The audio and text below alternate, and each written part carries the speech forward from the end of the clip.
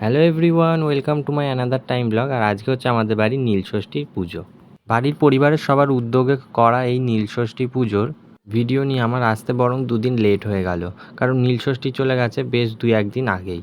দেখো, আমাদের উঠোনে তুলসী থানের পাশেই হচ্ছে নীলষষ্ঠী মায়ের পুজো। আর দেখো, বৌদি আর আমি একই পড়েছি, যেহেতু বৌদির রিকোয়েস্টে আমার পাঞ্জাবিটা পরা। আর দেখো, এখানে রত্নাদিও চলে এলো পুজো দিতে। আমাদের বাড়ির বৌদিরা, মা, পিসিমা এরা মিলেই আর কি পুজোটা করা হচ্ছে, সবাই মিলে টাকা দিয়ে। আর দেখো, ব্রাহ্মণ কিন্তু ভুলে গেছিলো যে আমাদের বাড়িতে আসতে হবে। আমি গিয়ে এক্ষুনি বলে এলাম, তারপর দেখি ব্রাহ্মণ এলো। আর ব্রাহ্মণ এসে তার পুজোটাও শুরু করে দিল। তাই তোমরা দেখতে থাকো আমাদের ভিডিওটা। সকাল থেকে মায়ের পাশাপাশি আমিও উপোস রয়েছি। দেখো, মা এই শাড়িটা কিন্তু আমার রিকোয়েস্টে পরেছে, আমি খুব জোর করেছি যেহেতু শাড়িটা পরতে। তা নাহলে একটা পুরনো যে কোনো রকমের শাড়ি পরে পুজোটা করে নেয়। তোমরা প্লিজ একটা কমেন্ট করো আমার মাকে দেখতে কেমন লাগছে, আমি সেটা তোমাদের কথাটা আমি আমার মাকে জানাবো। আর দেখো, এখানে বৌদি, পিসি, কাকিমা, বৌদিরা সবাই চলে এসছে পুজো করতে। আর এখানে ব্রাহ্মণ ঘট বসিয়ে নিয়ে পুজো প্রায় স্টার্ট করে দিয়েছে। নীলষষ্ঠীর পুজো যেহেতু সন্ধ্যাবেলা হয়, তাই এখন তো মানুষ আর এতক্ষণ উপোস করে থাকতে পারে না। তাই 12টার পর সূর্য যেহেতু অস্তের পথে যায় পশ্চিমের দিকে, সেই তখনই তাই পুজোটা শুরু করা হয়। আর আমি এখানে ধুনো জ্বালিয়ে নিচ্ছি। পুজো প্রায় স্টার্ট হয়ে গেছে। তোমরা প্রধান উদ্দেশ্য হলো সন্তানের মঙ্গল কামনা এবং দীর্ঘায়ু জীবন প্রার্থনা করে মায়েরা এই ব্রত করেন এবং চায় তার সন্তান যেন নিরোগ জীবন লাভ করতে পারে। এই ব্রত পালনের মাধ্যমে সন্তানের উপর আসা বিপদ সকলই মা ষষ্ঠীর আশীর্বাদে কেটে যায়। আর একটা তথ্য তোমাদের সবারই অজানা, যে আজকের দিনের এই ষষ্ঠীকে নীলষষ্ঠী কেন বলা হয়। তবে আজকে বাবা মহাদেব শিবের সাথে মা নীলা দেবী বা নীল ষষ্ঠী মায়ের বিবাহ হয়েছিল, যিনি নীলচণ্ডিকা নামেও অনেক গ্রামে বা অনেক জায়গায় পূজিত হন। সেই কারণে আজকের দিনে নীল ষষ্ঠী নামে অভিহিত করা হয়েছে এবং আজকের দিনের এই নীলষষ্ঠী দেবীকে বাবা মহাদেবের সাথে পূজা করা হয়। তবে এই নীলষষ্ঠী মা আলাদা কেউ না, ইনি হচ্ছে মা দুর্গারই আর এক রূপ। পুজো হয়ে যাওয়ার পর এখন আমাদের হাতে গঙ্গা জল দিয়ে হাত ধুয়ে নেওয়া হয়েছে, এবার শুরু হবে অঞ্জলি। আজকে যে আমার কতটা আনন্দ হচ্ছে যে আমি তোমাদের বলে বোঝাতে পারবো না। আমি চাই আমার বাড়ি ভগবান সারাটা জীবন এরকম মানুষ দিয়ে ভরিয়ে রাখুক। তোমাদের সাথে কথা বলতে বলতে আমাদের এখানে অঞ্জলি শুরু হয়ে গেল। আর অঞ্জলি ভিডিও আমি করতে পারলাম না, যেহেতু আমি অঞ্জলি দিয়েছিলাম। তাই দেখো, অঞ্জলির ফুলগুলো ঠাকুরের চরণে চড়িয়ে দেওয়া হলো। আর দেখো, পুজো শুরু হতে না হতে আমার দিদা কিছুক্ষণের মধ্যে চলে এলো। আর দেখো, এই ব্রতকথার বইটাও আমি কিনেছি। আর এখন আমাদের এখানে ঠাকুরের আরতি শুরু হয়ে গেল।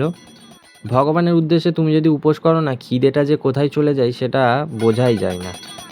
এই যে পুজোর জোগাড় দেখছো, এগুলো কিন্তু উপোস করে আমিই সব করেছি আর কিছুটা মা করেছে।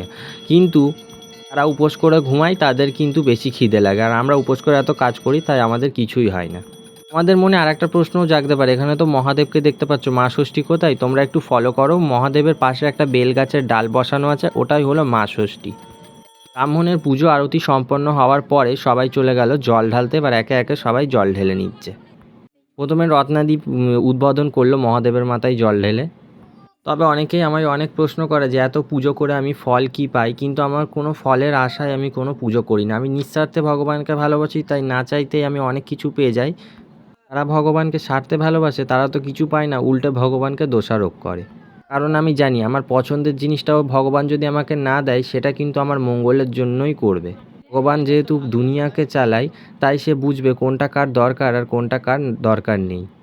জানো তো, নীলের বাতি বলা হয়, কিন্তু নীলের বাতিতে আসল বাতি হলো এই যে ঘিয়ের প্রদীপ। তাই যারা ঘিয়ের প্রদীপের ব্যাপারটা জানে তারা ঘিয়ের প্রদীপ জ্বেলেছে, আর যারা মোমবাতি জানে তারা মোমবাতি জ্বেলেছে। সবচেয়ে লাস্টে চলে গেলাম আমি জল ঢালতে। না, লাস্টে না, আমার পরে আমার মাও ঢালবে। নিজের বাড়িতে এরকম পুজো হলে যে কতটা পরিমাণের আনন্দ হয় আমি তোমাদের আর বলে বোঝাতে পারছি না। তবে হ্যাঁ, আমাদের প্রত্যেকটা বাড়ির মানুষকে যে সেজেগুজে আজকে কেমন দেখতে লাগছে এই বাঙালিয়ানা লুকে, তোমরা প্লিজ একটা কমেন্ট করে জানিও, আমার জন্য না, আমার বাড়ির লোকেদের জন্য। আর আমাকে লাল পাড় সাদা পাঞ্জাবিটা পরে কেমন লাগছে সেটা জানিও। আমাদের ব্রাহ্মণ যেহেতু ছিল উড়িয়া, তাই সে ব্রতকথা পড়তে পারে না, তাই শেষ পর্যন্ত এই দায়িত্বটাকেও আমাকেই পালন করতে হয়েছে। একদিন অন্ন অর্থাৎ ভাত জাতীয় কিছু খেতে নেই। তো পুজো প্রায় শেষ হয়ে গেল, যে ঘিয়ের প্রদীপ জ্বলছে। আমার এই নীলষষ্ঠী পুজোর ব্লগ তোমাদের কেমন লাগলো প্লিজ জানিও। আর পুজোর শেষে সবার জন্য আয়োজন করা হয়েছিল যে সাবু মাখা, তাই মা আর বৌদিরা মিলে এখানে সাবু মাখাচ্ছে। ব্রাহ্মণ ঠাকুর আর আমরা সবাই এখন উপোস ভাঙার পর বেলা 2:30টার সময় আমরা এখন সাবু মাখা খাচ্ছি। উপোস ভাঙার পর এক গ্লাস ঠান্ডা জল হেলেই খুব শান্তি হয়। ভাঙার পর এই কচি খুকি এখানে দাঁড়িয়ে দেখো একটা পেপসি খাচ্ছিল আর আমার পিসি নজর দিচ্ছিল। এটাই ছিল আজকের ব্লগ।